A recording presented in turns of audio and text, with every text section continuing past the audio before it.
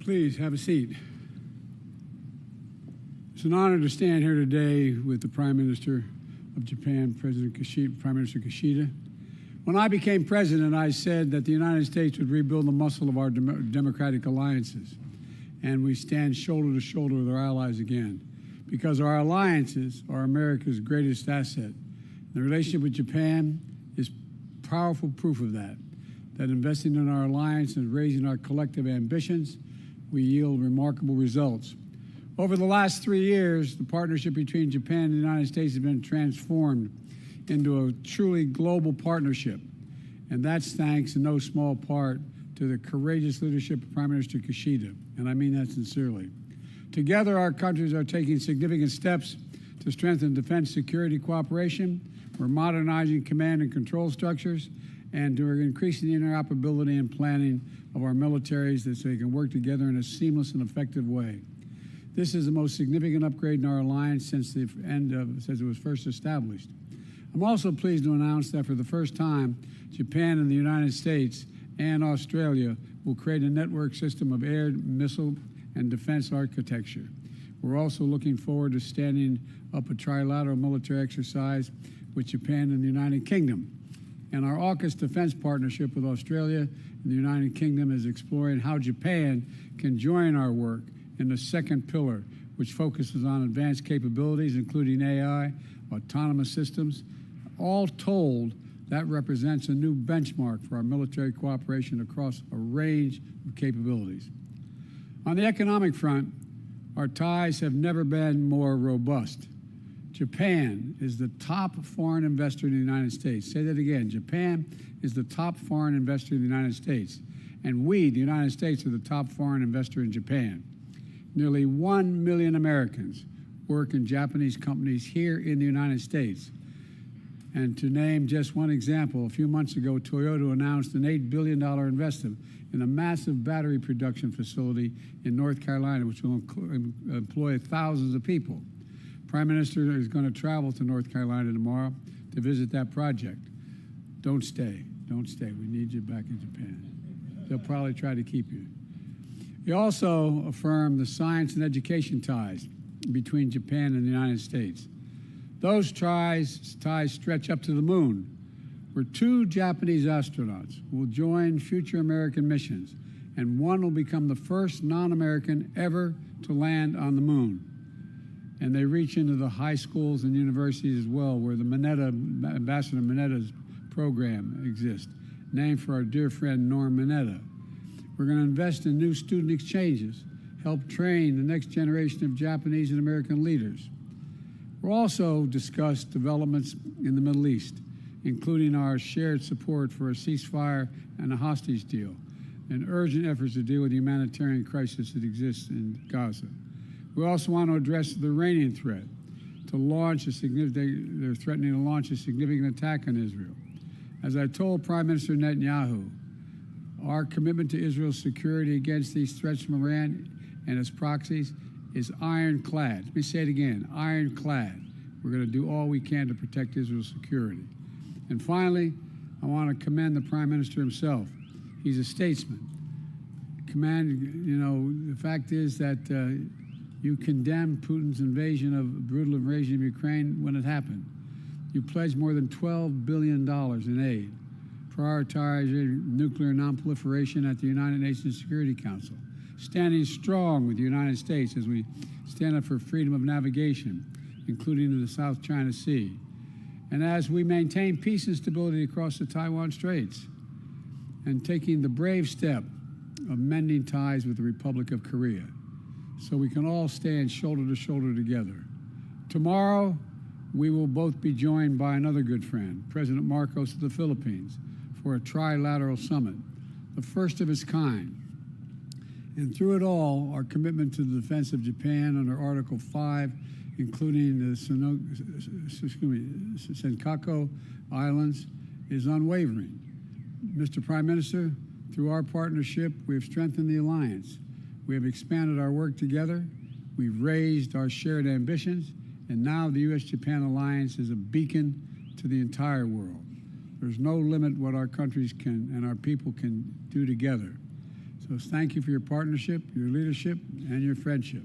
And now over to you, Mr. Prime Minister.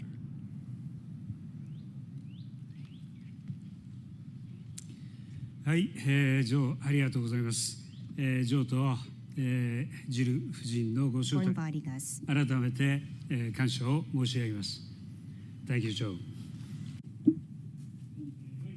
President Biden and I have met and talked countless times and confirmed our shared notion that we are at crucial crossroads and that Japan-US partnership is immensely important.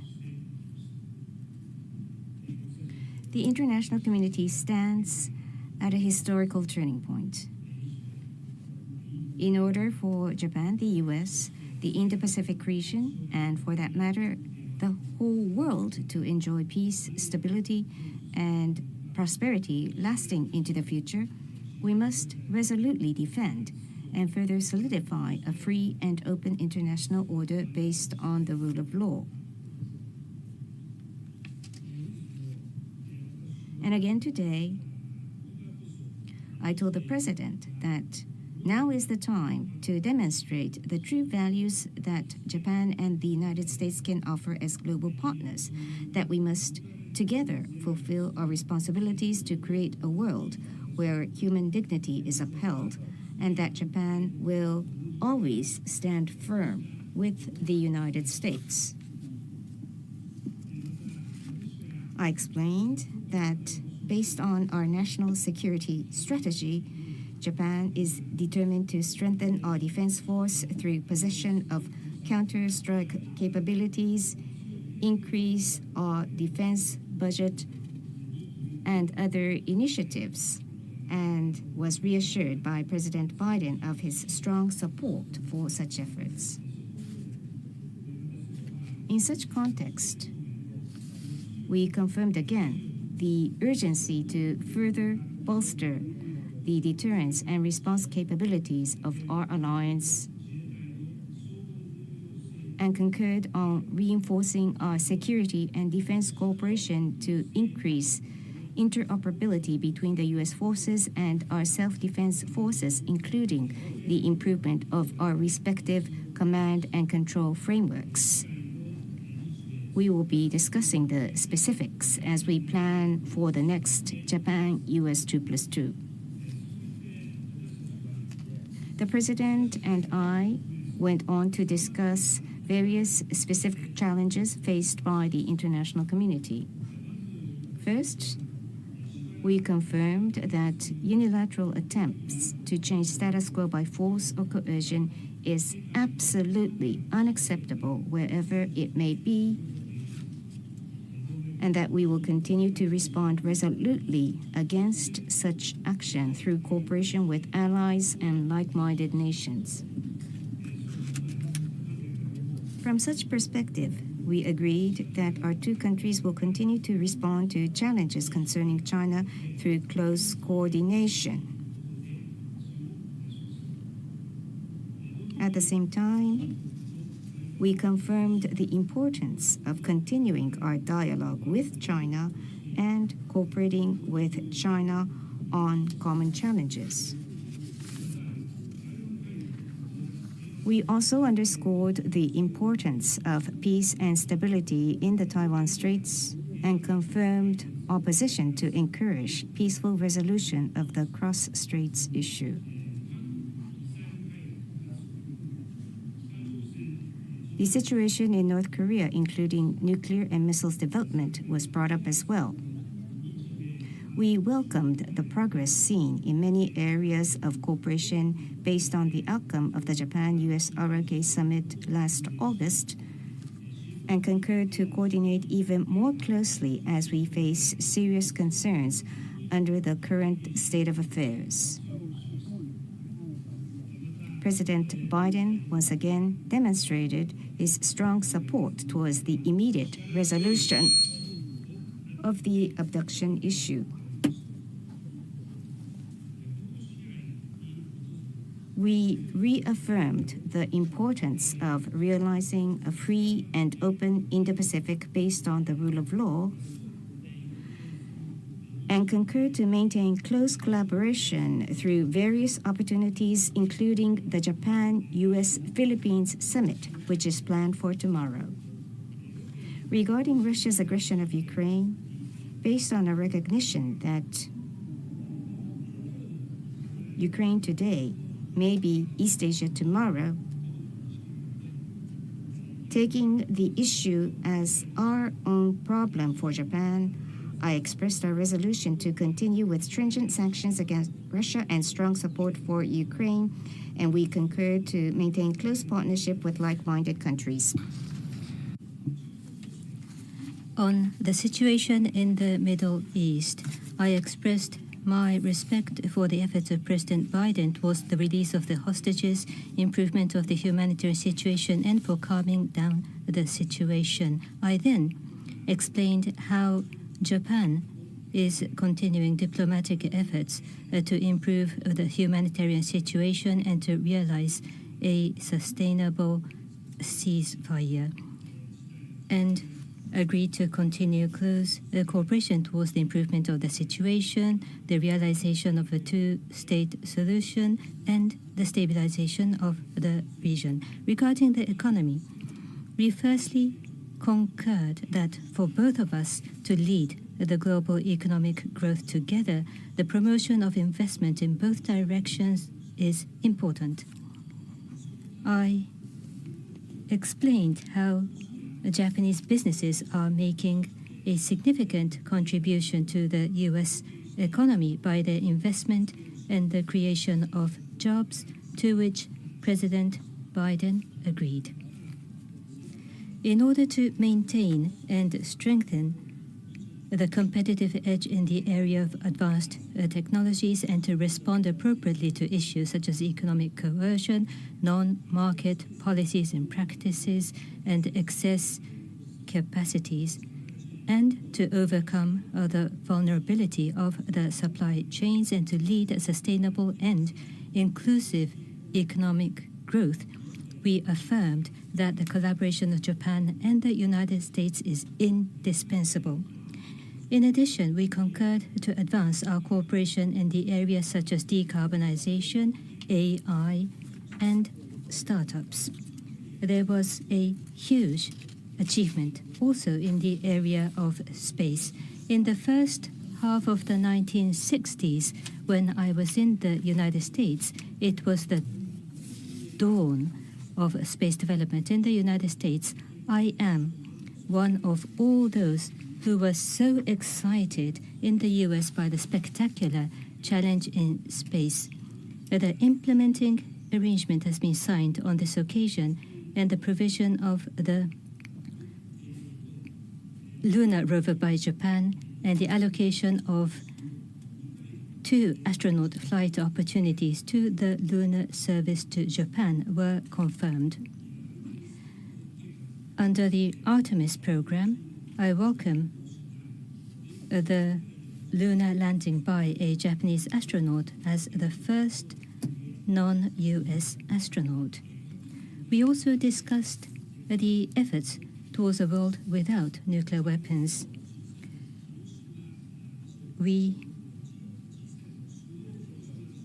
affirmed the realistic and practical endeavors of nuclear disarmament, including the issuance of the G7 leaders' Hiroshima vision last year, and I welcomed the participation of the United States in the FMCT Friends, which was launched by my initiative. Lastly, in order to further strengthen the people-to-people bond, which is the cornerstone of our unwavering Japan-US relationship, we affirm to further promote people-to-people exchanges. As the outcome of our meeting today, we will issue the joint statement titled The Global Partners for the Future.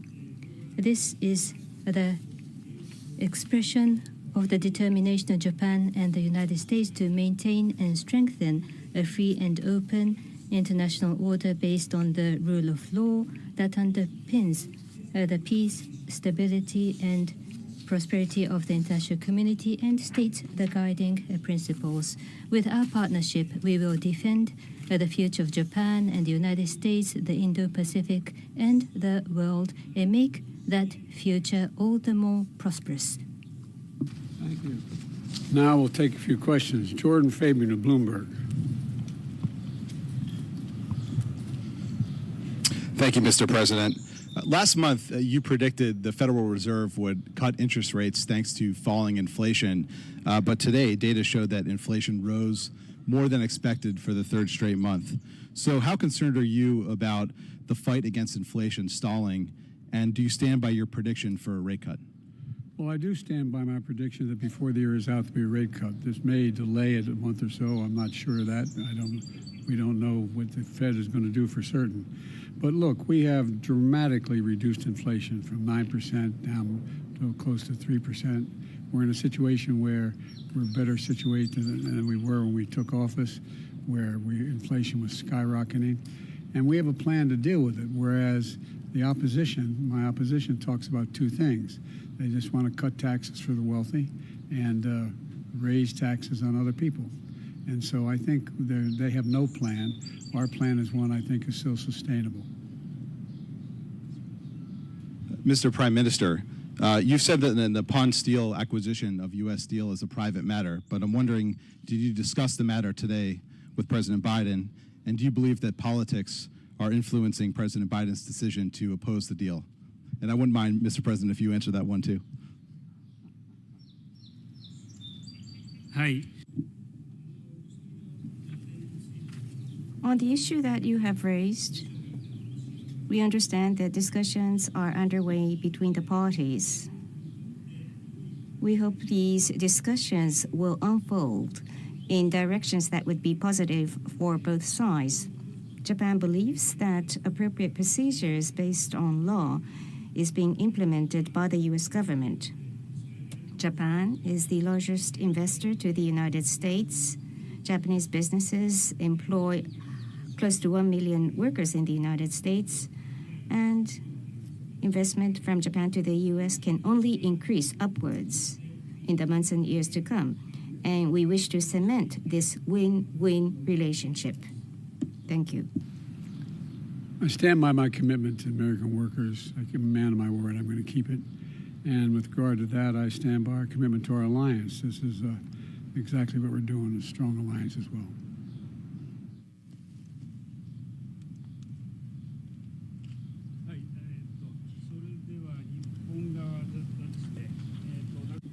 Prime Minister's microphone, please. Nakakuki of Kyodo News. My question is to both Prime Minister Kishida and President Biden. At the summit, you confirmed your strong objections against unilateral attempts to change status quo by force or coercion by China and agreed on reinforcing response capabilities. Under current circumstances, should Japan and the United States bolster defense capabilities, China may become more preoccupied in military expansion and intensify its coercive behavior. That is the risk of dilemma. In order to avoid divide and avoid the divide, how should Japan and U.S. respond? Let me then take that question first. At this summit, we confirmed that the United States and Japan will resolutely defend and bolster a free and open international order based on the rule of law, and that Japan and the United States as global partners shall work together for that purpose. On challenges concerning China,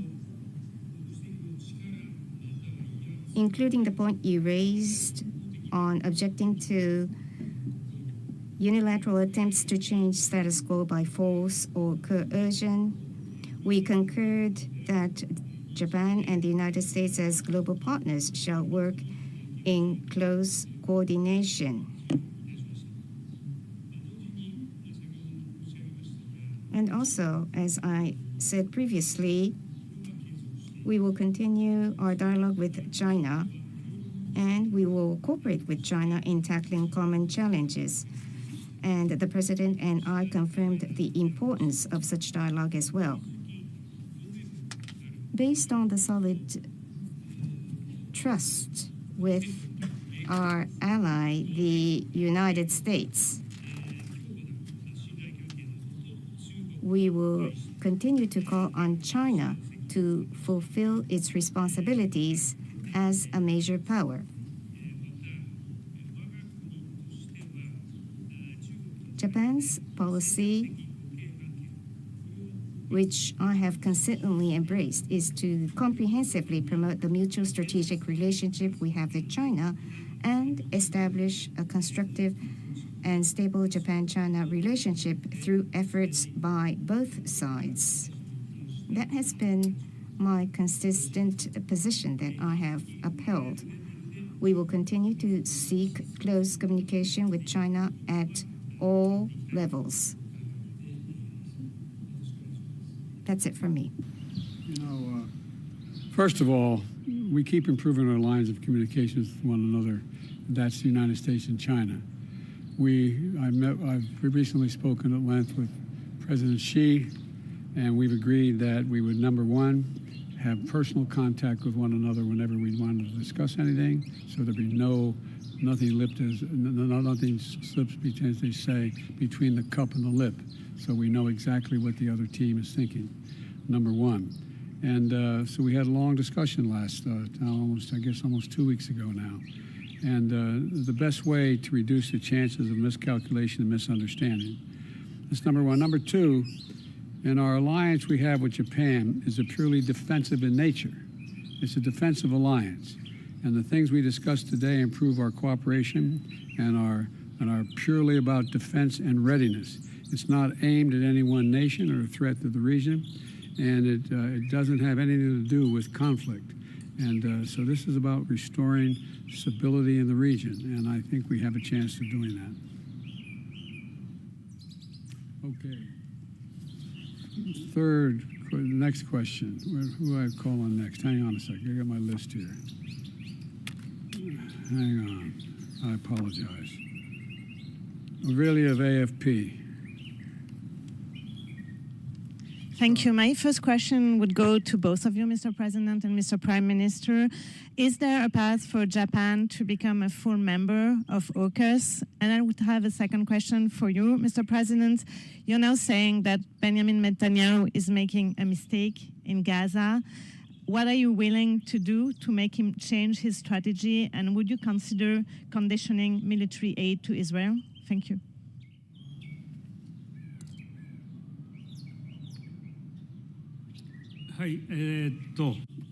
Thank you. Your question about AUKUS, I will respond. Our country, we want to contribute to the peace and stability of the region, and therefore we have consistently supported AUKUS. Having said that, the participants of AUKUS, US, UK, Australia, with such countries by bilateral relationship or on multilateral occasions, we have established various relationships. But for Japan to have a direct cooperation with AUKUS, nothing has been decided at this moment. Going forward with US, UK, or with Australia, with such countries in bilateral or multilateral frameworks, we will continue our cooperation. So that will continue to be considered. At the moment, about the relationship between Japan and AUKUS, that's it.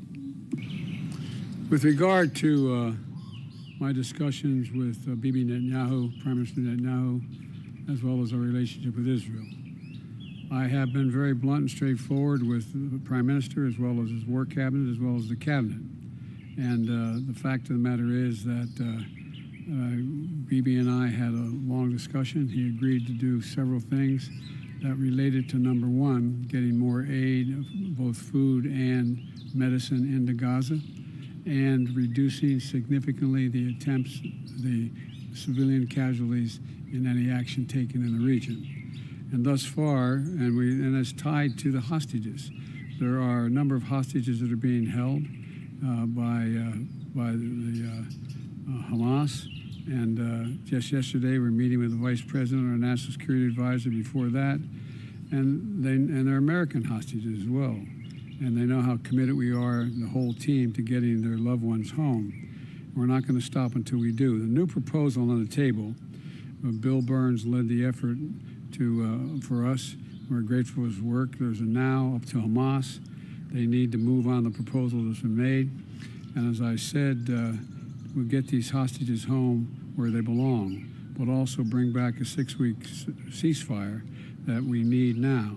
And the fact is that we're getting in somewhere in the last 3 days over 100 trucks. It's not enough, but it needs to be more, and there's one more opening that has to take place in the north. So we'll see what he does in terms of meeting the commitments he made to me. This will be the last reporter.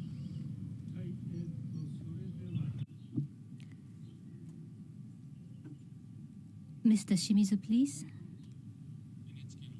Thank you. Shimizu of NHK. I ask the question to both of you. As Prime Minister Kishida mentioned, the abduction issue of North Korea, I believe, was discussed. Prime Minister, you have expressed your wish to have a direct engagement with Kim Jong-un, but they say that abduction is already resolved, which means that they are refusing. During the meeting, what did you tell President Biden about the outlook of a summit, and what engagement did you ask President Biden? President Biden, my question, what did you hear from Prime Minister Kishida, and what is your observation and feeling, your president, and with the nuclear missile issues, what is your position? Do you support early summit between Japan and North Korea? Thank you. First of all, if I may start regarding my summit meeting with President Biden about North Korea, including the missile and nuclear issues we have discussed, and regarding the increasingly worrying situation, we have agreed to continue a close coordination. And on top of that, we concurred that the window of a discussion with North Korea is open, and we discussed that Japan, US, and ROK will continue to work closely together. I also asked for the continued understanding and cooperation for the immediate resolution of the abduction issue, and President Biden once again gave myself a very strong assurance. Regarding the recent announcement by North Korea, I will refrain from commenting on each and every announcement by North Korea, but as I have been mentioning repeatedly, based on the perspective that the establishment of a meaningful relation between Japan and North Korea is in the interest of both Japan and North Korea, and that it would be hugely beneficial to the peace and stability of the region, my policy is to aim for a summit meeting with North Korea to resolve various issues, and will advance high-level consultation directly under my instruction, and that remains unchanged. That is my response. We did discuss this issue. We both agreed that DPRK must also address the serious human rights and humanitarian concerns of the international community, including the immediate resolution of the abduction issue. But you know, the Prime Minister has just spoken to the potential, what his plans may mean. But I welcome the opportunity, we welcome the opportunity of our allies to initiate dialogue with the Democratic Republic of Korea. So I've said many times, we're open to dialogue ourselves at any time, without preconditions with the DPRK. So I have faith in Japan, I have faith in the Prime Minister, and I think seeking a dialogue with them is a good thing, it's a positive thing. Thank you. Thank you. Thank you.